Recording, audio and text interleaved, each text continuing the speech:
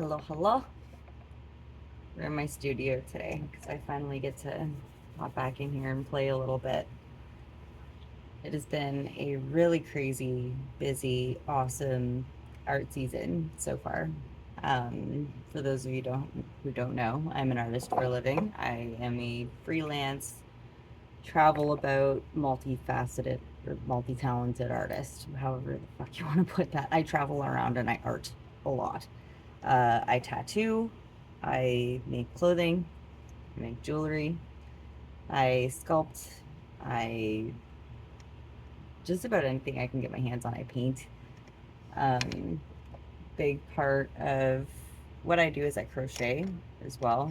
Um, but mostly, like, everything is just kind of based out of nature. Like, it's inspired by nature in some capacity or another, or like weird fantasy, like just awesomeness. Like, things that I wouldn't be able to find elsewhere. I kind of bring into reality. And with tattooing, I've been doing quite a lot more of that lately. I tattoo out of guest spot places, and right now I'm tattooing out of Renfrew, which is about 45 minutes to an hour away from where I live. It's been pretty wonderful, honestly. It's taught me quite a lot for boundaries in tattooing and like what I'm willing to do and not do, especially now that I'm above board. Because for a long time, I was just kind of tattooing from home as a hobby and not like tattooing new clients or anything like that.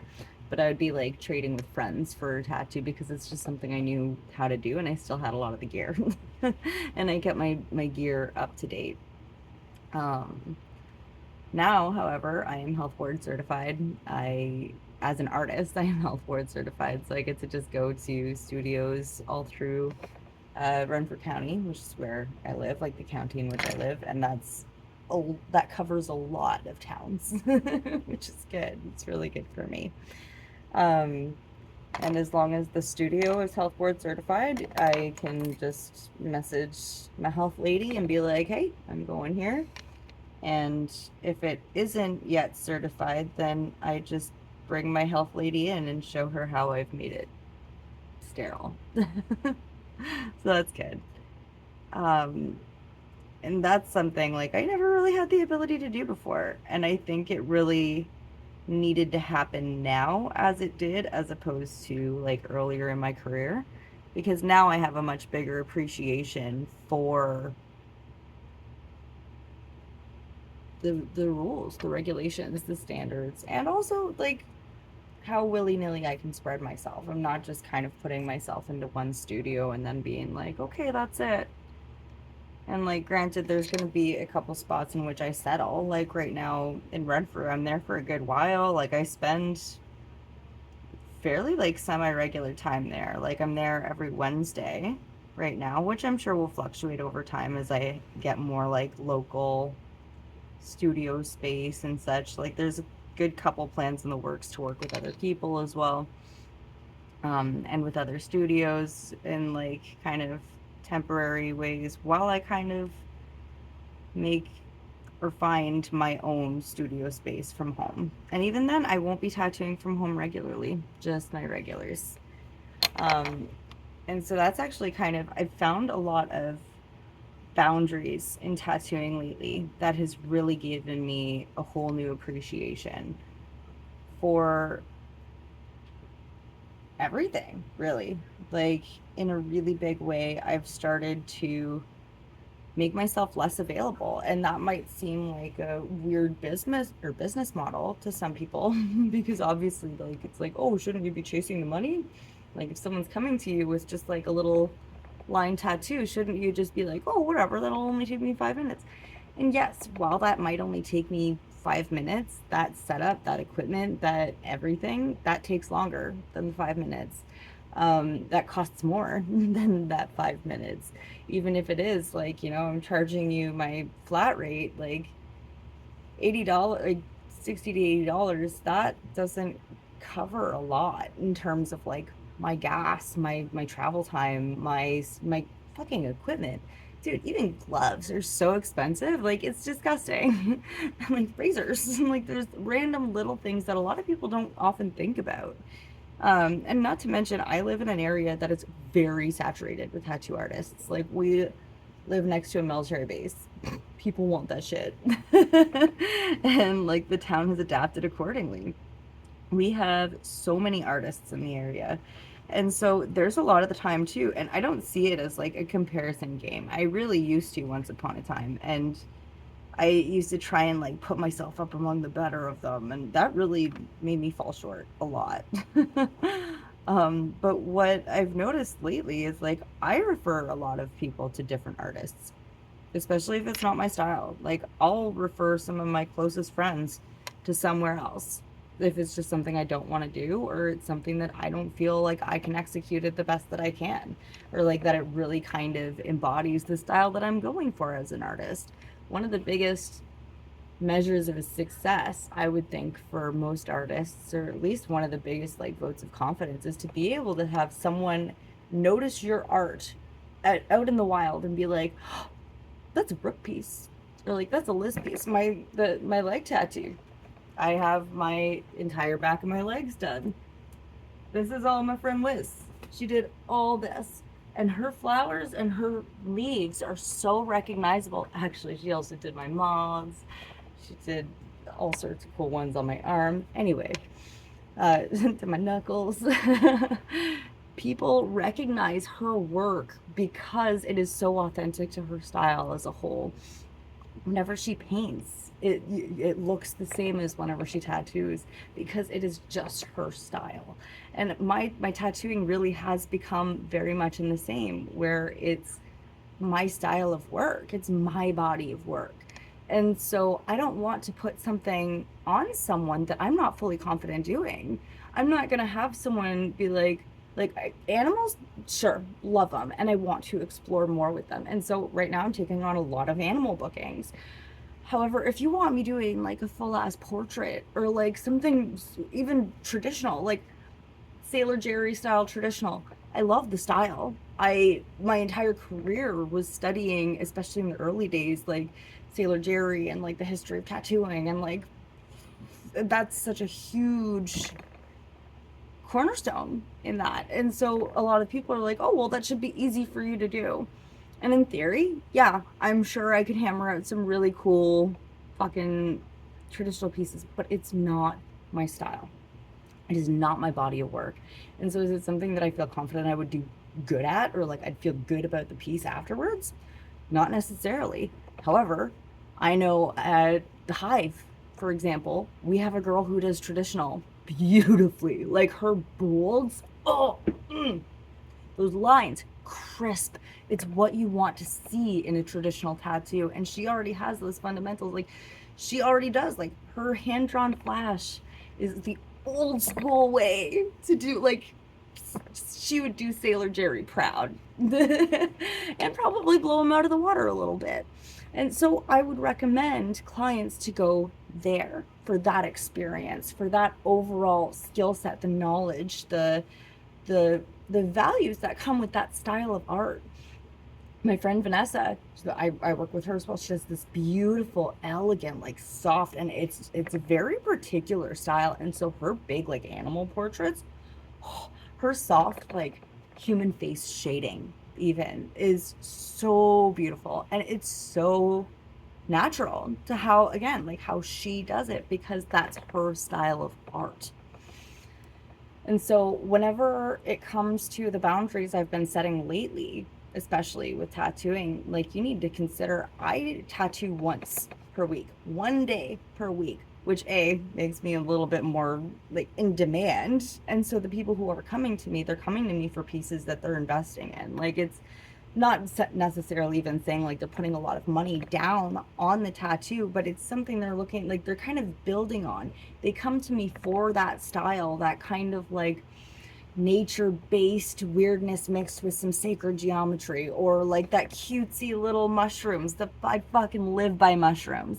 Like, and so whenever someone's asking me to book them closer than the location that I'm tattooing at the time, and that's a hard one right now. Because if I were to book you closer, that means I'm either booking you out of my house or your house, which that's so many risk factors for me with my job. Like my entire livelihood with that can be shut down. And like there are standards and regulations that I have to abide by. And so, especially now that I'm legit, I cannot fuck around in those same degrees. Thankfully, most of my clients have understood. They're like, yeah, cool. We'll come see you in Renfrew. It's like, again, 45-minute drive. And then you get this fucking experience of a luxury studio. And I mean luxury. Like, there is spa day fucking awesomeness in there. You can shop around. You can literally just hang out in art while you're there. It is such a beautiful, spacious, aesthetic space. And it's open and welcoming and clean. And the people there, the ladies there, are amazing. And it is a women run organization. Like, you just, why would you want to shortcut that anyways? Like, you know what I mean? And then that comes into my hourly. You're paying for not only my experience and my equipment, which are like, my equipment is one of my biggest concerns, especially now with the economy being what it is with tariffs. Like, it's harder to get certain things than it used to be. And so that in and of itself costs a little bit extra because you're paying that convenience fee from whoever the distributor is. I'm not just like, I can go to Amazon for some of the supplies, gloves, sure, why not? Even like paper towel, I can get that at Walmart. Like razors, cheaper, but I go through so many of them. Then we get to things like cartridges and inks.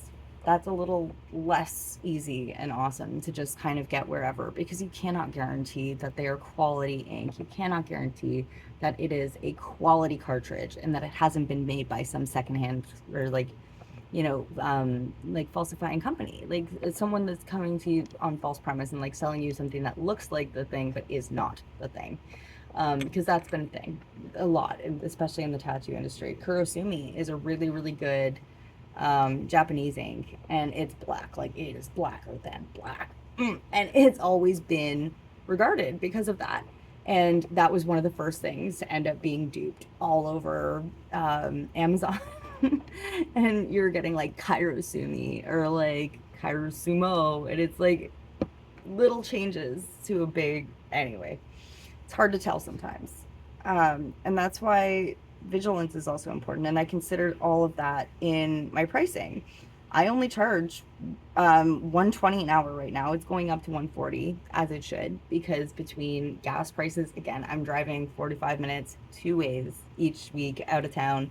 I have my room fee, which is, it's a luxury fucking studio space. Like, I am paying good money to be in there. And not like, the ladies are fucking awesome. It is so worth it to be surrounded by just good people and good artists, especially whenever I'm not there regularly, to be able to kind of just walk in and be like, hey, my ladies, you know what I mean? Like, I can go in and I can sit there and I can crochet all day if there's no clients. And they're pretty fucking awesome to be like, dude, if you had no one today, you owe us nothing. And they just like the company whenever I'm just there to hang out.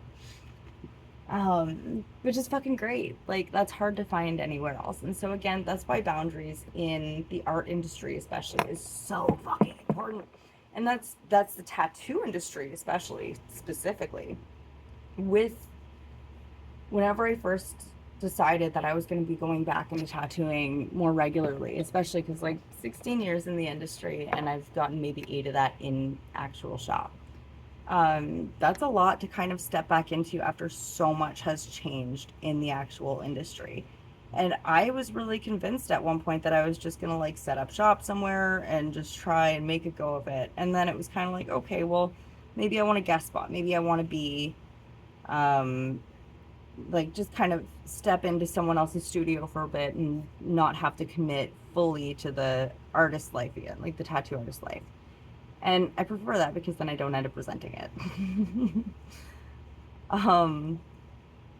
But a big part of that was my imposter syndrome was starting to put me with places and things and people that maybe didn't even necessarily serve me. Like, trying to just find anywhere to tattoo out of was a really dangerous part of that. And especially within my imposter syndrome being like, oh, you've been out for so long, like, you don't, just don't put yourself with people who've been doing it for so long. And that was funny to me because it was putting myself in the environment of, powerful, fucking impressive people that got me thinking, oh, maybe I should be considering myself more powerful, more awesome. And so community is big in that. Community is so important. And so where you put yourself fucking matters. And it matters a lot. Sorry. I'm making tiny little mushroom earrings. They look so stupid before they're painted, but I love it. Anywho, boundaries in the art industry.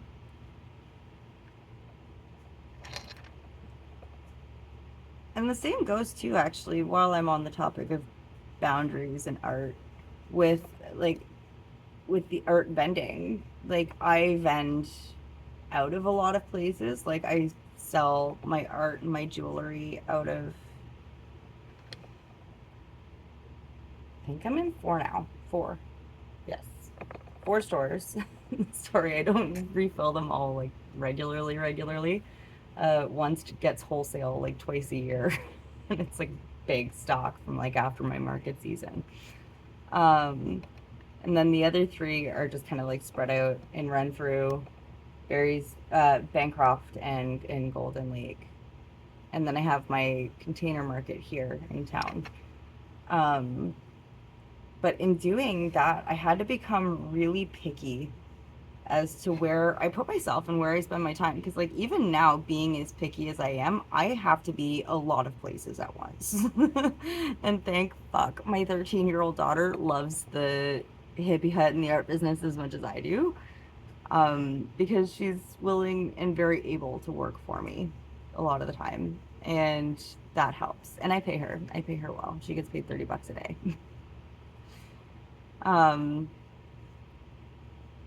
And she just genuinely enjoys it. Like, she loves the experience. She loves getting to know how much, like, oh, if I see, like, how quickly money goes, and also how quickly it can kind of be replenished. That turned out to be like a flat top guy. Hey, boo.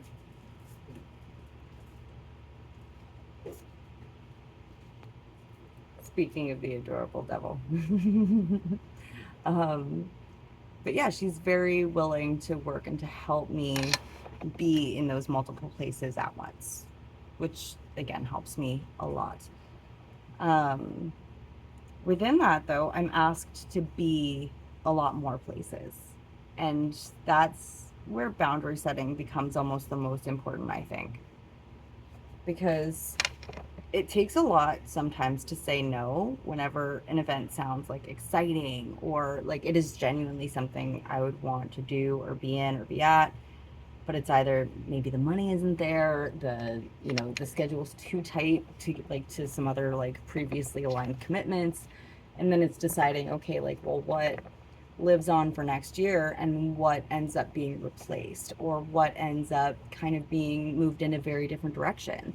I was doing metaphysical shows for a good while and they did well. Like, it was good for getting me out there, getting me noticed. And the first couple did really well financially, which made me realize, like, okay, there is a place for my niche. However, it just wasn't it wasn't getting the draw that I knew a show of that capacity could get. And so I've started putting myself in more things like hobbity weirdness that my friends are putting on, or outdoor markets and shows that, again, more vendor friends are putting on.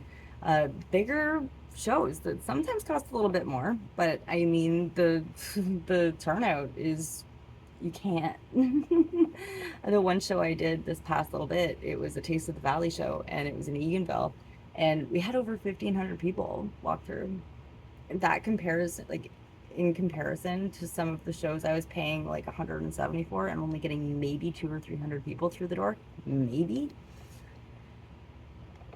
You know what I mean? You want to be nice to the person that helped start you in a lot of those shows, but you also want to acknowledge that You yourself as an artist, as a human, as an autonomous individual, need to be able to stand up for yourself, because if you don't, no one else will. And so if something isn't serving you, regardless of if it looks good on paper, if it feels good, if you enjoy doing it, there might be something better right on the other side of that kind of like jump, on the other side of that leap. Oh, the human was back.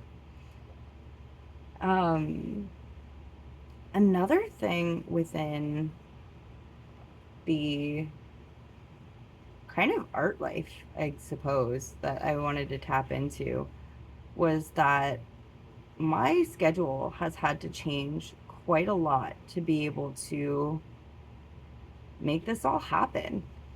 A lot of what keeps me going during the week is my gym time. And so for a long time, well, for 2 years, I've made that like it is my everyday beast, which is good, but like good for discipline and good for like keeping me on my shit, but just was not good for like my nervous system.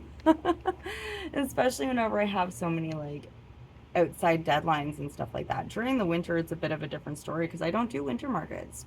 I don't do the Christmas stuff. I mostly sell from my stores, and I just kind of hermit. And now I'll be tattooing a lot more for like throughout the winter, and just kind of committing to like building stock for next year, because now I know how insane it can be, and I have a better idea of the things that I want to do next year.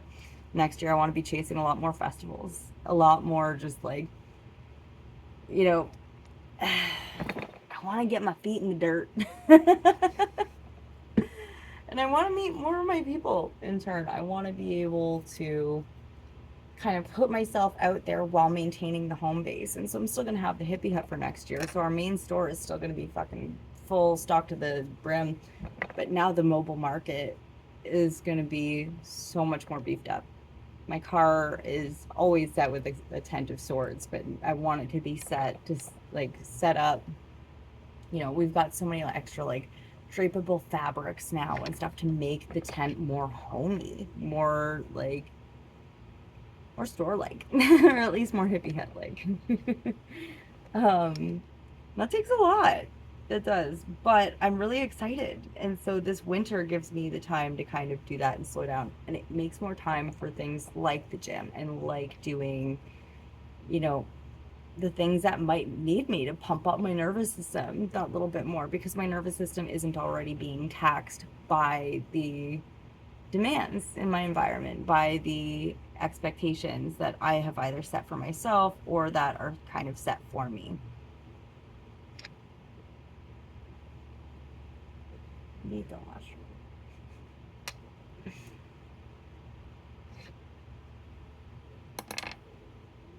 One of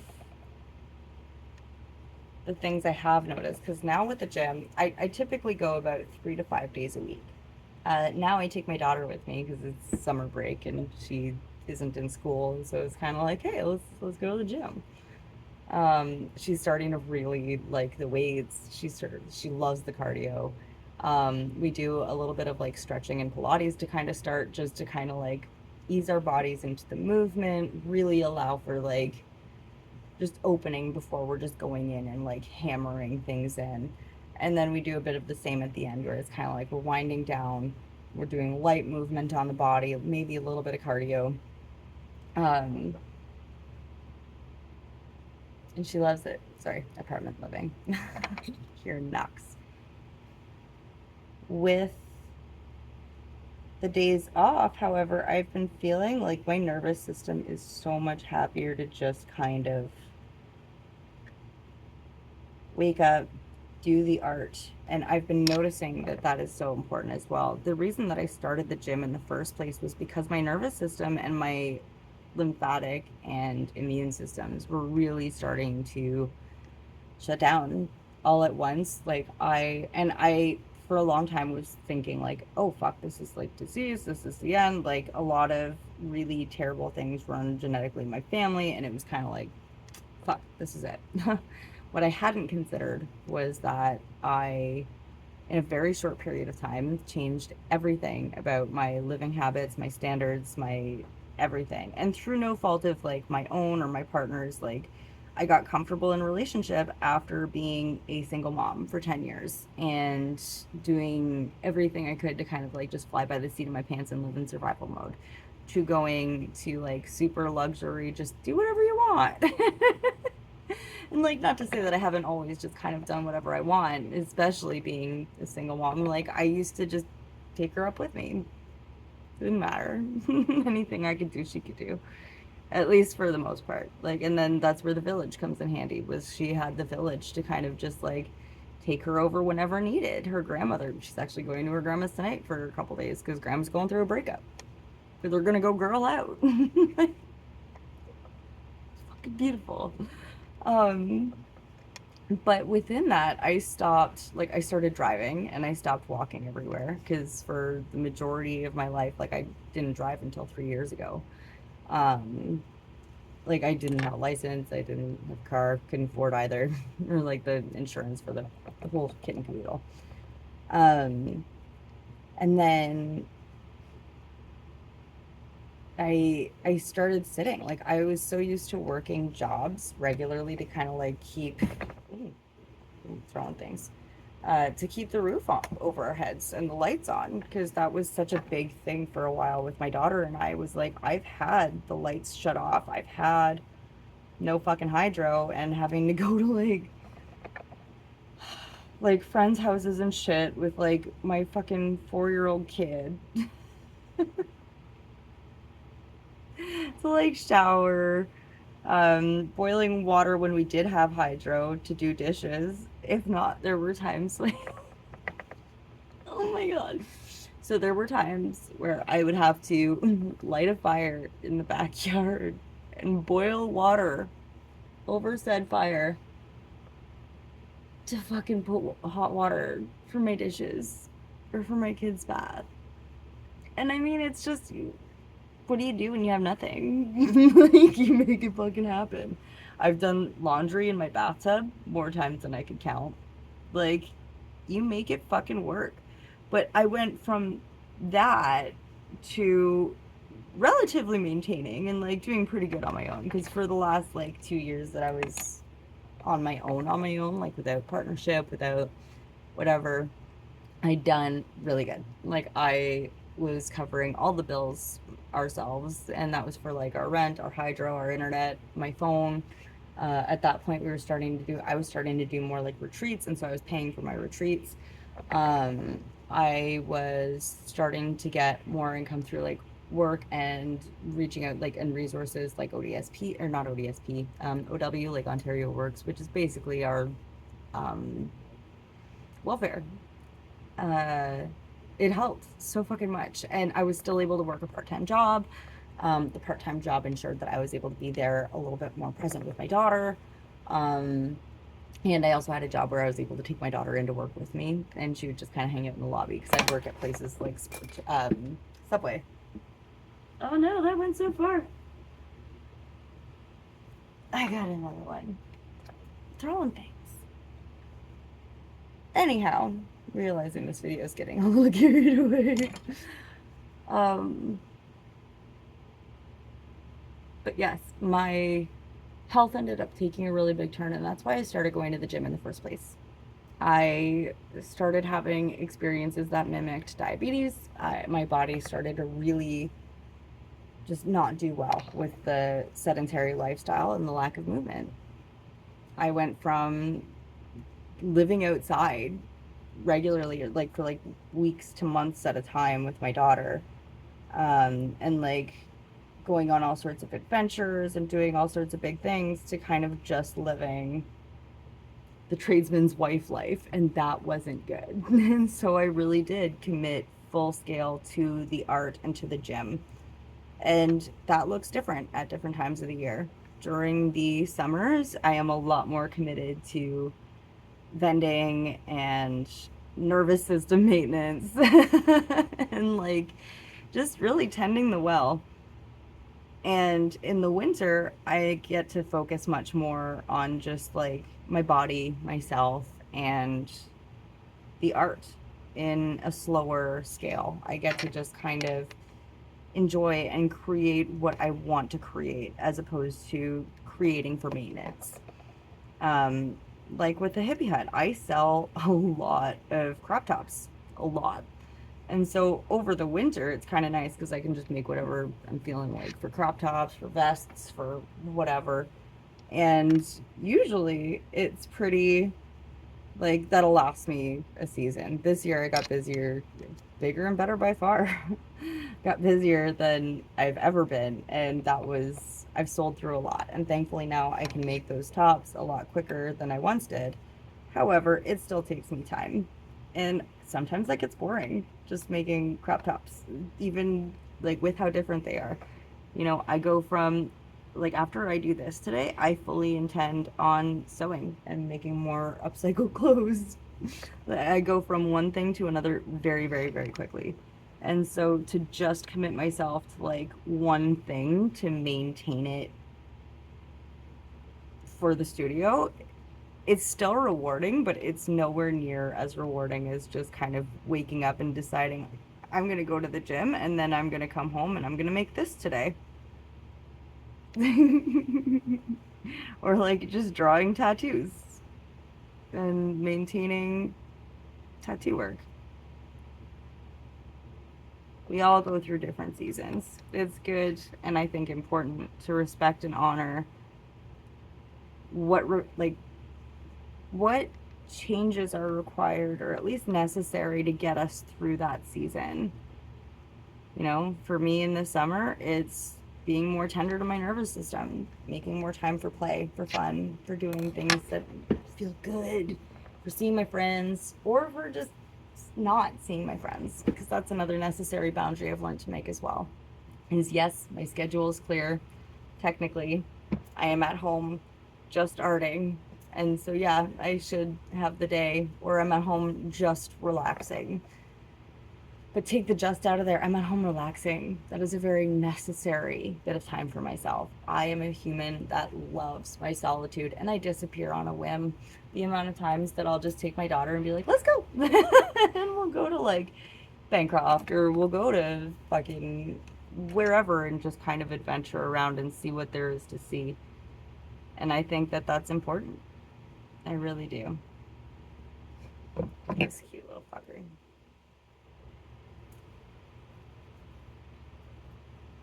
Give you a set of earrings. But yeah, boundaries are necessary. Making time for self is beyond necessary. And also, shifting and changing as your seasons shift and change is necessary and should not warrant an explanation or a need for an explanation to anyone. What you do and how you do it does not need to make sense to anyone else but you. And that is something very beautiful that I've been coming to learn within myself over the past 10 years. And I think that everybody deserves to explore that within themselves. Anywho, I'll leave you at 33. Was 33:11 for a second. I will leave you at 33. Be well, everybody. Take time for yourself. Go play outside. Make time for art. Make time for yourself. Bye.